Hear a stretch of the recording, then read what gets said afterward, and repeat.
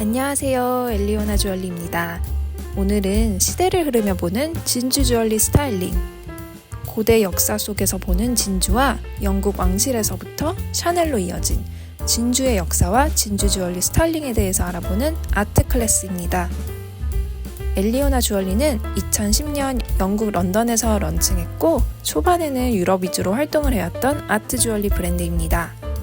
저는 영국 센트럴 세인트 마틴에서 주얼리 디자인을 공부하고 버버리 마케팅에서 일을 하다가 2010년 엘리오나를 런던에서 런칭하고 파리 패션위크 한국 주얼리 디자이너 브랜드 최초로 수주 전시회에 참여하게 되었어요. 그 이후 런던 패션위크 및 도쿄 디자인 위크에 초청되어서 해외 부티크와 백화점에 입점을 해왔습니다. 현재 나름 오랫동안 주얼리 산업에서 일하면서 쌓은 주얼리 배경 지식을 컨텐츠로 만들어 보여드리기 위해서 주얼리 관련한 정보와 소식, 스타일링 팁들을 알려드리려고 해요. 오늘은 앞서 얘기한 것처럼 진주에 대해서 알아보는 시간을 가져보려 합니다. 역사 속의 진주. 진주는 고대부터 아름다움과 풍요로움의 상징으로 여겨온 소재입니다. 역사 문헌 중 가장 오래된 기록에서 진주가 언급된 건 기원전 2300년 전 중국 황실에서 진귀한 선물로 여겨졌다는 기록이 있는데요. 한국에선 고려시대, 조선시대 동안 양반층의 도복 장식뿐만 아니라 신비한 힘을 가진 보호를 해주는 장신구로 여겨졌다고 합니다. 서양 역사에서는 로마 시대에 줄리어스 시저 황제가 진주의 증기성 때문에 지배층만 진주를 착용할 수 있게 법으로 지정해 놓기까지 했다고 해요. 성경에서 언급된 진주. 인간의 기록 역사 중 가장 대표적인 성경에서도 진주가 많이 언급된 것을 찾아볼 수가 있는데요. 많은 성경 구절에서 진주를 값진 금은보와 자줏빛 옷감, 상아보다도 더 귀한 것으로 여겨졌어요. 특히나 지혜로움과 아름다움을 상징하는 것으로 표현했는데요. 이렇게 진주는 아시아, 유럽, 전 세계적으로 역사 속에서 사랑받는 보석이었습니다. 서구 역사 속에서 중요한 역할을 한 영국의 엘리자베스 여왕 1세 초상화를 보시면 아실 수 있듯이 온몸에 진주를 휘감고 얼굴에 진주 파우더까지 바를 정도로 진주 사랑이 유명하죠. 그녀의 라이벌이었던 사촌 스코틀랜드의 메리 여왕의 초상화를 보면 진귀했던 블랙 타이티 진주를 볼 수가 있어요.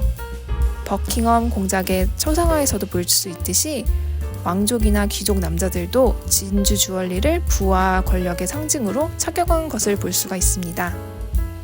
그럼 진주는 어떻게 만들어지는 걸까요?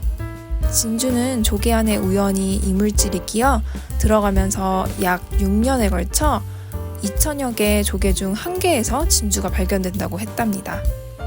처음 자연 진주는 이렇게 우연히 사고적으로 일어난 진주를 발견한 건데요.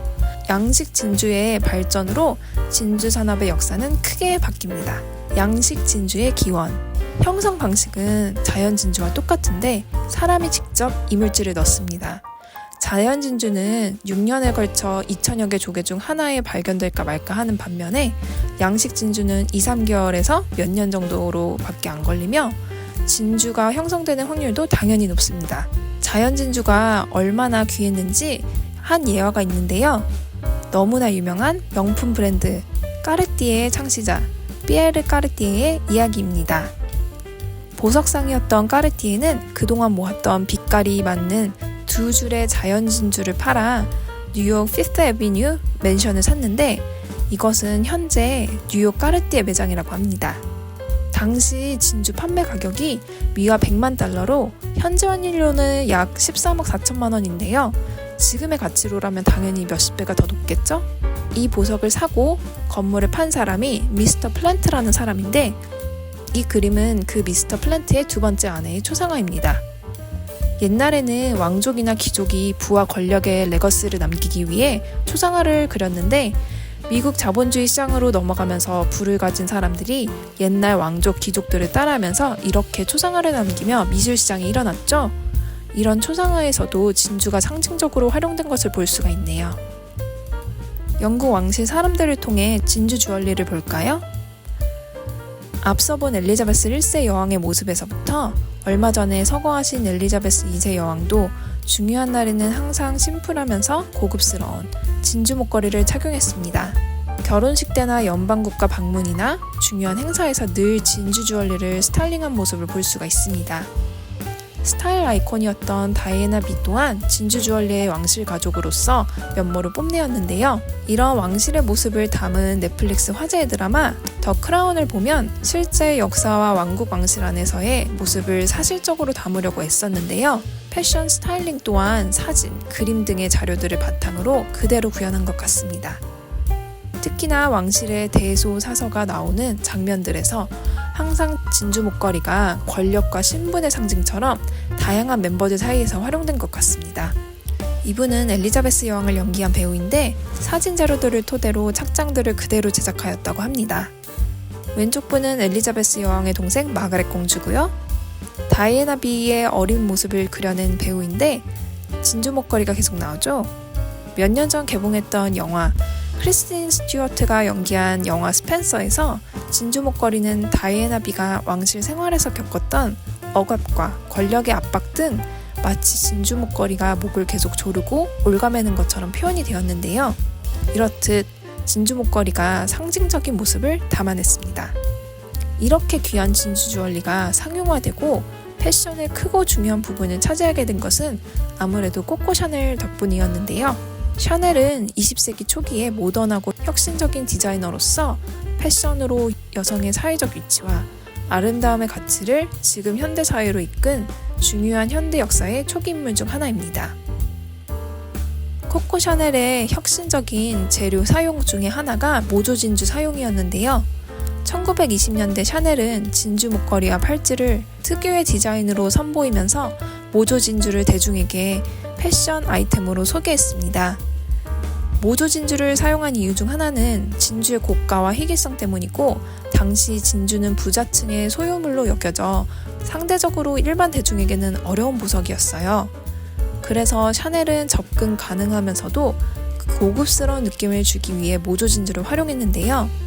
샤넬의 모조 진주는 고급스러운 디자인과 동시에 혁신적인 패션 세계를 이끌어냈습니다. 이로써 진주는 패션의 필수품으로 만들어졌고 그 후로 모조 진주는 다양한 패션 아이템으로 사용되고 있습니다. 진주 주얼리들을 편안한 캐주얼 차림에 매칭하여 패션 아이템으로 활용한 모습들을 보여줬는데요. 요즘 셀러브리티 연예인들을 통해서도 진주 목걸이 스타일링을 볼 수가 있는데요. 제니도 스웨셔츠에 심플한 진주 목걸이로 멋을 내었고 하트 장식이 들어간 목걸이도 보실 수가 있네요. 요즘 남자 연예인들도 진주 목걸이를 착용한 모습을 국내 연예인들에게서도 볼 수가 있는데 앞서 본 옛날 권력의 상징으로 남자들이 착용한 모습이 있었죠? 현대사회에서도 이런 힘과 인기의 상징으로 진주가 부각된 것 같습니다. 현대에는 다양한 종류와 디자인의 진주 주얼리가 있는데요. 자연에서 채취한 진주 이외에도 인공적으로 생산할 수 있게 됨으로써 상용화되었어요. 다양한 색상, 크기, 다양한 패션 아이템으로 활용되고 있으며 소재에 상관없이 진주는 고대부터 마찬가지로 문화적 의미와 아름다움을 전달합니다.